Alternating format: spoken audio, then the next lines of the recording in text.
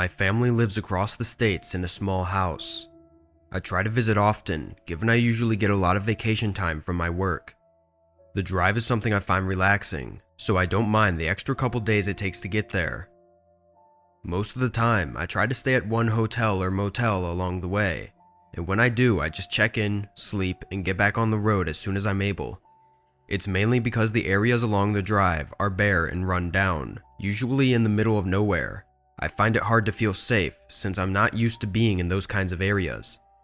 Last year, I took the same road trip I always did to my parents' house during the holiday season.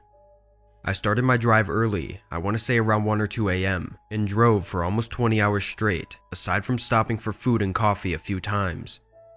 By then it was 11 p.m., and I was exhausted and struggling to stay awake behind the wheel. I was just under 8 hours away, but I couldn't go much further. I was in the middle of nowhere, so whatever the next possible place to stay at was, I planned on taking it. About 20 minutes further, I turned off into a small town. It pretty much just had a motel and gas station, but that was all I needed. I pulled into the mostly empty parking lot and walked over to the front desk. An older lady greeted me and made small talk. Then I got a room and headed back to my car so I could park closer to the door. I was extremely exhausted and left all of my stuff in the car and just went inside. I didn't care about the room at all. I just went inside and immediately got in the shower so I could get ready for bed as soon as possible. During my quick 5-minute shower, I heard a few tapping sounds. They sounded like they were from outside though, maybe a tree branch knocking against the building. I thought nothing of it and got out, putting on the same comfortable clothes I was wearing, then got in bed. I set an alarm on my phone so I wouldn't oversleep, and finally reached for the lamp and turned off the light.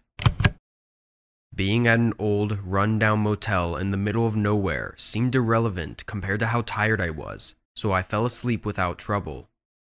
Though, I didn't stay asleep for long. I jumped awake, hearing something move in the darkness surrounding the bed. I sat up, staring toward the front door, but I could barely see anything. I was too scared to move and reach for the light, afraid of what I might see. It wasn't long before I heard something from the other side of the bed, outside the window. My heart was racing, and I could feel myself starting to sweat, as I was wide awake at this point. I quickly turned back around and switched on the light. The room was empty. Nothing seemed out of place, until I noticed the closet door was cracked open. Everything was going through my mind, trying to understand every possibility. "Hello?" I decided to call out, but there was no response. Feeling like I may have just scared myself for no reason, I got up and slowly walked towards the closet. When I pulled the closet door more open, I was confused. A large bag was wedged between the back of the closet and the door, falling to the ground as I opened it further. Looking around, there was actually a whole stash of luggage. Clothes, bags, appliances, all clearly belonging to someone, not the typical stuff you would see at a motel. While I was looking at all this stuff, I suddenly heard the window slam shut by my bed, followed by footsteps running away. I shivered and froze, then took this chance to grab my phone from the nightstand and run out to my car. Almost just as I got inside and turned the car on, I looked up and made eye contact with a man standing right by the door to the room. He looked at me for a second, then rushed inside and grabbed one of the large bags from the closet and sprinted off behind the building. I was terrified and quickly drove closer to the front office, then ran inside to tell the woman what had happened. She contacted the police immediately and locked us both inside the office until they arrived. What we found out next was confusing, and the information came out over multiple weeks, but I'll try to explain it the best I can. The remaining bags in the closet were identified, as they were found to belong to several individuals who were robbed within the past month at several different motel locations in the surrounding area. It's likely that the man was using the room I was in as a place to temporarily stash the belongings, using the unlocked window to access the room. One of those bags, however, belonged to a young woman who was reported missing just a few weeks prior, and the officers believe the crimes are connected. But all the reported bags that were stolen were found inside that closet, so the bag that the man ran inside to grab was not accounted for. They questioned me on it multiple times, making sure I was confident that I saw him run out with another bag, and asking me the approximate size of it and everything. My curiosity has really kept my mind from being able to forget that night, as I wonder what he planned on doing when he was outside the window while I was sleeping. I knew it was closed when I went to bed, so he had to have opened it while I was asleep, which is even creepier.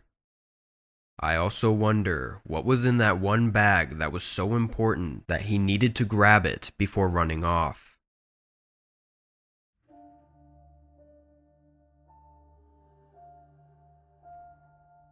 I don't go on many vacations, nor do I stay at hotels often, but last year I had a problem occur in my small house that required me to be away for several days for it to be fixed. Given the circumstances, I had to book a hotel nearby and stay there until further notice. I wasn't happy about it, but there wasn't anything I could do and nowhere else I could stay. I looked for the absolute cheapest hotel in the area, trying to save as much money as possible. The one I went with was 25 minutes away, but was half the price of the ones closer. Although I knew it was because the hotel was located in the lesser part of the town, the extra money saved more than made up for it in my mind. That was until I got there. The place was disgusting, at least on the outside. Trash was everywhere and the building was very clearly not taken care of. The pictures online only showed the rooms in the lobby, but they looked clean and somewhat nice, so I was a little bit confused. I grabbed my small suitcase from my back seat and walked inside. Immediately when entering, I was relieved. The lobby was very small, but it was nice and clean. I headed for the counter to check in, but nobody was standing there. I stood patiently for a minute, looking around the main room. It was very quiet and not a single person was anywhere. It was only 4 p.m., so I assumed people would be walking around or hanging out in the lobby. I took a few steps further into the hotel, looking down the main hallway leading to the rooms. At the very end was a man, standing right outside a room door. After watching him for a few seconds, it was apparent that he was just facing the door, not moving or anything. Feeling uncomfortable, I backed up to the front counter again. Finally, a man came from outside and walked behind the counter. Honestly, he looked dead inside. He asked for my name and gave me the keycard, then walked away. I glanced at the card, seeing the room number written with a marker in the corner. Given the low number, I knew it was on the first floor. I walked over to the hallway I was just at and looked at the directions for where the rooms were, and my stomach ached a bit when I realized it was down the hallway where I'd seen that man. Even worse, as I started making my way down, I realized it was at the end of the hallway, right where the man was standing. I couldn't tell if he was standing outside my exact room or not because of how far he was when I saw him, but it was creepy either way. Although I hadn't been to many hotels previously, I do remember the annoyance of the thin walls allowing you to hear every noise from every room. What was strange as I walked down the hall was that there was no noise coming from any room. No TVs were on, nobody was talking, no movement, nothing. It gave me chills, but when I reached my door, I quickly scanned the card and headed inside. Given everything, it was actually in good condition. It was very small and was clearly old, but it was exactly what I expected of the cheap room. I laid my suitcase down on the floor, then took a look into the bathroom to make sure it was good, and finally locked the door and sat on the couch. Not at all surprised, the TV didn't work though, so I was left with just my phone. After an hour of trying to keep myself occupied, a knock came from the door. It startled me, given it was just a single knock, which sounded more like a hit. The door had no peephole, so when I got there, I flicked the safety latch over just in case and opened the door a crack. That same man from earlier was standing in the hallway, only a foot or so from the door. We made eye contact through the crack in the door. "Hi, did you need something?" "Yeah." I paused, waiting for him to tell me what, but he just stood there like he was waiting for me to say something. Okay man, what do you need then? I said, in a way to show that I was clearly bothered by him. The strange man responded, claiming he was the previous person staying in my room and that he had accidentally left something important inside one of the drawers. I said okay and told him I would grab it real quick and began closing the door and turning around, but the man pushed the door back, slamming it against the safety latch. I looked back at him, my heart starting to race as I was getting a really bad feeling about this. "It's in the top dresser drawer," the man muttered to me, then backed up, letting the door close. I turned back around, heading to the dresser and opening the top drawer. Inside, there was actually a small-sized box taped shut on the top. Picking it up, it was fairly light though. I mean, like it felt empty. I walked back over to the door and opened it, seeing the man still standing there. "Is this what you were looking for?" I asked. The man nodded and held his hand out. I went to slip the box through the crack in the door, but it was barely too big. I tried every possible angle, probably looking like an idiot, but it was just slightly too wide on every side. The man looked impatient, and while I really didn't trust this place, at the moment I thought the guy had told the truth about leaving something behind, and I did see him standing by the door before, so I figured it'd be fine to open the door for a second just to hand him the box. As soon as I moved the latch over, the man rammed his body into the door, knocking me down and pulling a gun on me. He yelled at me to back up into the living room and stand against the wall. I was actually stunned at how loud he was screaming, thinking surely he would alarm everyone in the building. He grabbed my whole suitcase and continued looking around while holding the gun at me. Then, just when he was about to leave, he walked up to me, put the pistol just inches from my face, and stared me in the eyes.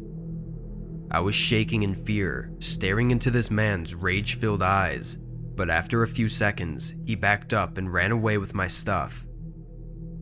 I stood in that same spot for probably a whole minute, staring at the ground. It happened so fast, it almost didn't even seem real. When I finally got myself together, I went outside my room and went straight to the front desk. The guy there was just casually standing there like he didn't hear anything, and nobody else was in sight. To sum everything up, nothing was done. He got away with all of my stuff, and honestly, every authority figure I talked to didn't seem scared or surprised in any way. They kind of just looked at me like I didn't even belong here anyways. I guess it was just normal, and they expect you to look out for yourself. The box was in fact empty though, and the whole thing was obviously just an interesting plot to rob those who stayed at the hotel. Those last moments before the man ran away though, are what I keep thinking back to. The rage in his eyes, holding the gun up like he was ready to pull the trigger without thinking twice. Why didn't he? My only thought was that maybe he knew that if it was just a robbery, then nobody would come looking. I don't know, but I definitely won't be staying at a cheap hotel in a bad neighborhood ever again.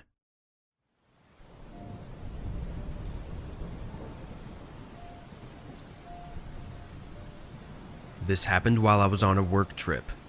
I work for an insurance company, and we can win trips to our other two big locations, one of which happens to be in Miami. I won the trip and went with my boss and a few other people in the company.